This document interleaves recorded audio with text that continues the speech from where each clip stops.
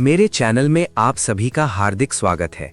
आज हम बात करेंगे बाइबल की उस अद्भुत कहानी की, यूसुफ की गाथा, जो सपने देखने वाला बालक गुलामी और जेल से गुजरता हुआ मिस्र का शासक बना। ये कहानी उत्पत्ति यानी जेनेसिस की पुस्तक में विस्तार से लिखी गई है। याकूब, जिन्हें इसराइल भी कहा जाता है, के 12 पुत्रों में से यूसुफ बालक था जब वो अपने भाइयों के साथ भेड़ बकरियां चराया करता था। यूसुफ अपने पिता याकूब को अपने भाइयों की बुराइयां बताया करता था और याकूब यूसुफ से बहुत प्यार करते थे क्योंकि वो उनके बुढ़ापे का बेटा था। उन्होंने यूसुफ के लिए एक रंग बिरंगा लंबा चोगा बनवाया जो उस जमाने में विशेष सम्मान और पिता के प्यार का प्रतीक था। जब उसके भाइयों ने देखा कि उनका पिता यूसुफ से उन सबसे ज्यादा प्यार करता है तो उनके मन में यूसुफ के प्रति घृणा पैदा हो गई और वे उससे मित्रता की बात भी नहीं कर सकते थे। फिर यूसुफ ने एक सपना देखा और अपने भाइयों से कहा, सुनो, मैंने जो सपना देखा है, हम खेत में पूले बांध रहे थे और मेरा पूला खड़ा हो गया और तुम्हारे पूले उसके चारों ओर इकट्ठा होकर उसे सजदा कर रहे थे। इस पर भाइयों ने कहा, क्या तू हम पर राज करेगा? क्या तू वास्तव में हम पर अधिकार जमाएगा? और वे उससे और भी अधिक घृणा करने लगे। फिर उसने दूसरा सपना देखा। उसने सूरज, चांद और 11 सितारों को उसके सामने सजदा करते देखा।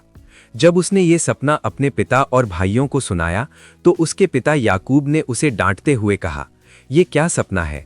क्या मैं, तेरी माता और तेरे भाई तेरे सामने झुकेंगे? लेकिन याकूब उसकी बातों को मन ही मन सहेज कर रखा। एक दिन यूसुफ के भाई शकेम में भेड़ें चराने गए और याकूब ने यूसुफ को उनके पास भेज दिया। दूर से ही भाइयों ने यूसुफ को आते देखा और उसे मार डालने की साजिश रची। कहने लगे, ये सपने देखने वाला आ रहा है, आओ इसे मार डालें और किसी सूखे गड्ढे में डाल दें। फिर कहेंगे कि किसी जंगली जानवर ने इसे खा लिया, तब पता चलेगा कि इसके सपने सच होते हैं या नहीं। लेकिन रूबेन, जो सबसे बड़ा भाई था, ने उसे बचाने की कोशिश की और कहा, इसकी जान मत लो, इसे इस जंगल के इस गड्ढे में डाल दो, लेकिन इस पर हाथ मत लगाओ। वो चाहता था कि बाद में वो यूसुफ को निकालकर उसके पिता के पास लौटा दे। जब यूसुफ अपने भाइयों के पास पहुंचा तो उन्होंने उसका वो रंग बिरंगा चोगा उतार लिया, उसे पकड़कर एक सूखे गड्ढे में डाल दिया जिसमें पानी नहीं था। फिर वे भोजन करने बैठ गए और उन्होंने दूर से इस्माइलियों का एक कारवां देखा जो गिलाद से आ रहा था और मिस्र को जा रहा था।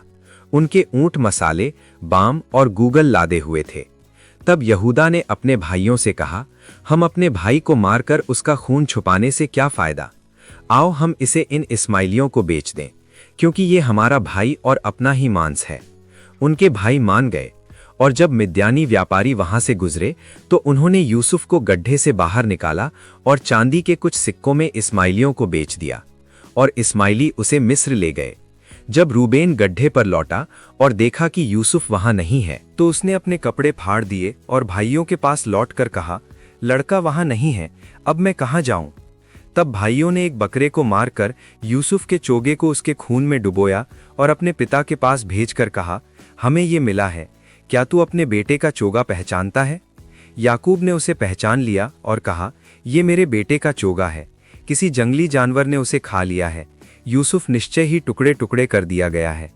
याकूब ने अपने कपड़े फाड़ दिए, टाट ओढ़ लिया और बहुत दिनों तक अपने बेटे का शोक मनाता रहा और उसके सभी बेटे बेटियां उसे सांत्वना देने आए। लेकिन वो तसल्ली नहीं करता था और कहता था, मैं शोक करता हुआ अपने बेटे के पास कब्र में उतर जाऊंगा। मिस्र में यूसुफ को पोतीफर नामक फिरौन के एक अधिकारी और रक्षक प्रमुख ने खरीद लिया। यूसुफ के साथ परमेश्वर की कृपा थी और वो अपने मालिक के घर में सफल हुआ।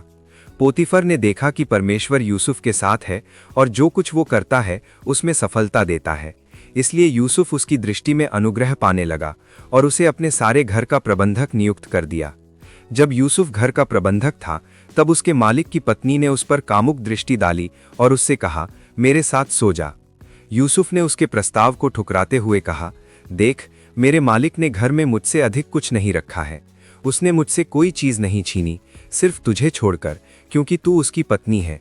तो फिर मैं ये बड़ी दुष्टता कैसे कर सकता हूँ और परमेश्वर के खिलाफ पाप कैसे कर सकता हूँ? वो रोज यूसुफ से बात करती रही, लेकिन उसने उसकी बात नहीं मानी। एक दिन जब यूसुफ काम करने के लिए घर के अंदर गया और वहां कोई नहीं था, तो उसने उसके वस्त्र को पकड़ लिया और कहा, मेरे साथ सो जा। यूसुफ ने अपना वस्त्र उसके हाथ में छोड़ दिया और भागकर बाहर निकल गया। जब उसने देखा कि यूसुफ ने अपना वस्त्र छोड़ दिया है और भाग गया है, तो उसने घर के लोगों को बुलाकर कहा, देखो, हमारे मालिक ने एक इब्रानी दास को हमारे पास लाया है जो हमारे साथ छेड़छाड़ करता है। वो मेरे पास आया और मेरे साथ सोना चाहता था, लेकिन मैं जोर से चिल्लाई। उसने अपने पति के लौटने तक उस वस्त्र को अपने पास रखा और वही झूठी कहानी सुनाई। यूसुफ का मालिक बहुत क्रोधित हुआ और उसने यूसुफ को उसी कारागार में डाल दिया जहां राजा के बंदी रखे जाते थे। लेकिन कारागार में भी परमेश्वर यूसुफ के साथ था और उसने उस पर दया की, और कारागार के अधिकारी की दृष्टि में यूसुफ अनुग्रह पाने लगा, और अधिकारी ने सब कैदियों को यूसुफ के हाथ में सौंप दिया। कुछ समय बाद मिस्र के राजा, फिरौन के पिलाने वाले और रसोइये ने राजा का अपराध किया और वे उसी कारागार में डाल दिए गए जहां यूसुफ था। एक रात उन दोनों ने एक एक सपना देखा, और सुबह यूसुफ ने देखा कि वे उदास हैं, तो उसने पूछा, तुम्हारे चेहरे आज उदास क्यों हैं? उन्होंने कहा, हमने सपना देखा है, लेकिन हमारा कोई स्वप्न का अर्थ बताने वाला नहीं है। यूसुफ ने कहा, क्या अर्थ बताना परमेश्वर का काम नहीं है? मुझे सुनाओ। पिलाने वाले ने अपना सपना सुनाया। मैंने अपने सामने एक दाखलता देखी जिसकी 3 डालियां थीं। वो कलियां लाईं, फूल खिले और अंगूर पक गए। मैंने फिरौन का प्याला हाथ में लिया, अंगूर निचोड़कर प्याले में डाला और फिरौन को दिया। यूसुफ ने कहा, इसका अर्थ ये है कि 3 डालियां 3 दिन हैं। 3 दिनों में फिरौन तुझे बहाल करेगा और तू पहले की तरह उसका प्याला उसके हाथ में देगा। बस जब तेरा भला हो तो मुझे याद करके फिरौन से मेरी चर्चा करना और मुझे इस कारागार से बाहर निकलवाना, क्योंकि मैं इब्रानियों के देश से चुराया गया हूं और यहां मैंने कुछ नहीं किया है। जब रसोइये ने देखा कि यूसुफ ने अच्छा अर्थ बताया है, तो उसने अपना सपना सुनाया। मैंने सपने में देखा कि मेरे सिर पर 3 टोकरियां हैं। ऊपर वाली टोकरी में फिरौन के लिए पकवान थे, लेकिन पक्षी उस टोकरी में से खा रहे थे। यूसुफ ने कहा, इसका अर्थ यह है कि 3 टोकरियां 3 दिन हैं। 3 दिनों में फिरौन तुझे सूली पर चढ़वाएगा और पक्षी तेरा मांस खाएंगे। तीसरे दिन फिरौन का जन्मदिन था और उसने पिलाने वाले को बहाल कर दिया और रसोइये को सूली पर चढ़वा दिया, लेकिन पिलाने वाला यूसुफ को भूल गया। काफी समय बाद फिरौन ने एक सपना देखा। वो नील नदी के किनारे खड़ा था और नदी में से 7 सुंदर और मोटी गायें निकलीं, जो नदी के किनारे चरने लगीं। फिर उनके बाद 7 और गायें निकलीं, जो बदसूरत और दुबली थीं, और उन दुबली गायों ने मोटी गायों को खा लिया, फिर भी वही दुबली रहीं। फिर उसने दूसरा सपना देखा। गेहूं की एक ही डंठल पर 7 सुंदर और अच्छी बालें लगी थीं। फिर उनके बाद 7 पतली और पूर्वी हवा से झुलसी हुई बालें निकलीं, और उन पतली बालों ने अच्छी बालों को निगल लिया। सुबह फिरौन का मन व्याकुल हुआ। उसने सारे मिस्र के जादूगरों और बुद्धिमानों को बुलवाया, लेकिन कोई भी उसके सपने का अर्थ नहीं बता सका।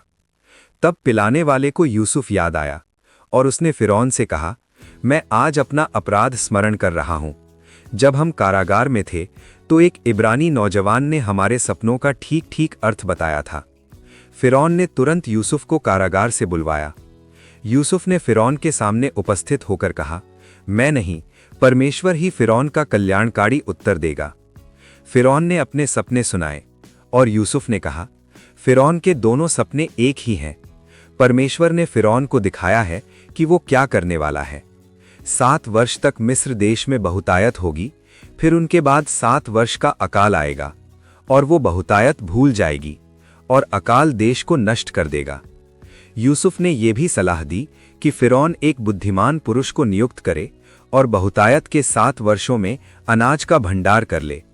फिरौन ने ये बात अपने सब सेवकों के सामने बहुत अच्छी समझी और कहा, क्या हम ऐसा पुरुष पा सकते हैं जिसमें परमेश्वर का आत्मा हो? उसने यूसुफ को नियुक्त करते हुए कहा, देख, मैं तुझे सारे मिस्र देश पर अधिकारी ठहराता हूं। तेरे बिना कोई अपना हाथ या पैर नहीं उठाएगा। फिरौन ने अपनी अंगूठी यूसुफ के हाथ में पहनाई, उसे बढ़िया मलमल के वस्त्र पहनाए और उसके गले में सोने की जंजीर डाली। यूसुफ उस समय युवा था जब वो फिरौन के सामने खड़ा हुआ और वो सारे मिस्र देश में घूम घूम कर अनाज का भंडार करने लगा। बहुतायत के 7 वर्षों में उसने अपार अनाज इकट्ठा किया, और जब अकाल शुरू हुआ तो वो अनाज खोलकर मिस्रियों को बेचने लगा। अकाल सिर्फ मिस्र में ही नहीं बल्कि सारी पृथ्वी पर पड़ा था, और कनान देश में भी याकूब और उसके पुत्रों के पास अनाज नहीं था। याकूब ने अपने 10 पुत्रों बिन्यामीन को छोड़कर मिस्र अनाज खरीदने भेजा। जब वे यूसुफ के सामने उपस्थित हुए तो उन्होंने उसे पहचाना नहीं, लेकिन यूसुफ ने उन्हें पहचान लिया। उसने उनसे कठोरता से बात की और कहा, तुम जासूस हो। उन्होंने कहा, नहीं, हम तेरे दास सच्चे मनुष्य हैं। हम 12 भाई हैं, एक नहीं रहा और सबसे छोटा हमारे पिता के पास है। यूसुफ ने कहा कि जब तक वे अपने छोटे भाई को नहीं लाएंगे वे यहां से नहीं जा सकते, और उसने शिमयोन को बंधक बना लिया। जब भाई कनान लौटे और याकूब को सब कुछ बताया तो याकूब बहुत दुखी हुआ। लेकिन जब अनाज समाप्त हो गया तो उसने बिन्यामीन को भाइयों के साथ मिस्र भेज दिया। जब यूसुफ ने बिन्यामीन को देखा तो उसने अपने सेवकों को भोजन कराया और बिन्यामीन को सबसे अधिक भाग दिया। फिर उसने अपने सेवकों को आज्ञा दी कि वे उनके बोरों में अनाज भर दें और हर एक के बोरे के मुहाने पर उसका रुपया रख दें, और सबसे छोटे के बोरे में अपना चांदी का प्याला भी रख दें। जब वे शहर से बाहर निकल गए तो यूसुफ ने उनका पीछा करवाया और प्याला चुराने का इल्जाम लगाया। जब प्याला बिन्यामीन के बोरे में मिला तो भाइयों ने अपने कपड़े फाड़ दिए और यूसुफ के सामने गिरकर उससे विनती करने लगे। तब यहूदा ने यूसुफ के पास आकर लंबी लंबी विनती की और कहा कि उनके पिता की जान इस छोटे बेटे से बंधी है, और उसने प्रस्ताव रखा कि बिन्यामीन के बदले वो खुद गुलाम बन जाए। तब यूसुफ अपने आप को और अधिक न रोक सका और उसने जोर जोर से रोते हुए अपने भाइयों से कहा, मैं यूसुफ हूं, क्या मेरा पिता अब भी जीवित है? उसके भाई उसके सामने घबरा गए और डर के मारे कुछ नहीं बोल सके। यूसुफ ने उनसे कहा, मेरे पास आओ, और उनके पास जाकर कहा, मैं तुम्हारा भाई यूसुफ हूं जिसे तुमने मिस्र को बेच दिया था। अब शोक मत करो और ना अपने आप से क्रोधित हो कि तुमने मुझे यहां बेच दिया, क्योंकि परमेश्वर ने तुमसे पहले यहां भेजकर तुम्हारे प्राणों की रक्षा के लिए प्रबंध किया है। इस अकाल के 2 वर्ष हो गए हैं और अभी 5 वर्ष और रहेंगे। परमेश्वर ने मुझे तुमसे पहले भेजा है ताकि तुम्हारा वंश पृथ्वी पर बना रहे और तुम्हारे प्राण बड़े उद्धार से बचें। इसलिए अब मुझे यहां भेजने वाला तुम नहीं बल्कि परमेश्वर ही है। फिर वो अपने छोटे भाई बिन्यामीन से लिपट कर रोया और सब भाइयों को चूम कर रोया। यूसुफ ने उनसे कहा कि वे तुरंत उनके पिता के पास जाकर सब कुछ बताएं और उनसे कहें कि वे मिस्र आ जाएं। जब याकूब को सूचना मिली कि उसका बेटा यूसुफ जीवित है और मिस्र का शासक है तो उसका हृदय स्तब्ध हो गया, लेकिन बाद में वो बहुत प्रसन्न हुआ और कहा, बहुत हुआ, मेरा बेटा यूसुफ अब भी जीवित है, मैं उसे देखने से पहले मर जाऊंगा। याकूब अपने सारे घराने समेत मिस्र आ गया और यूसुफ ने उन्हें गोशेन देश में बसाया और उनका भरण पोषण किया। जब याकूब की मृत्यु हुई तो भाइयों को डर हुआ कि कहीं यूसुफ अब उनसे बदला न ले ले, लेकिन यूसुफ ने उनसे कहा, डरो मत, क्या मैं परमेश्वर के स्थान पर हूं? तुमने तो मेरे साथ बुराई करने की युक्ति तो सोची थी, परंतु परमेश्वर ने उसी बुराई को भले में बदल दिया ताकि आज के दिन की तरह बहुत से लोगों के प्राण बचाए जाएं। और यूसुफ काफी बुढ़ापे तक जीवित रहा और मरने से पहले उसने इस्राएलियों से शपथ खिलाई कि जब परमेश्वर उन्हें मिस्र से बाहर ले जाए तो वे उसकी हड्डियों को अपने साथ ले जाएं। ये थी बाइबल की यूसुफ की गाथा, विश्वासघात, धैर्य, क्षमा और परमेश्वर की अद्भुत योजना, जहां मनुष्य की बुराई को भी परमेश्वर भलाई में बदल देता है। अगर आपको ये कहानी पसंद आई हो तो चैनल को सब्सक्राइब करें और इस वीडियो को लाइक व शेयर करें। धन्यवाद।